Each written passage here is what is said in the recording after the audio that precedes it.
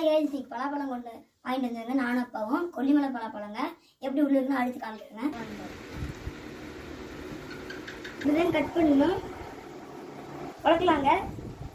ஐ சொல்ல வாங்க, இப்படிதான் கட் பண்ணணும். பலாப்பழத்தை சாப்பிட்டு பார்க்கலாங்க.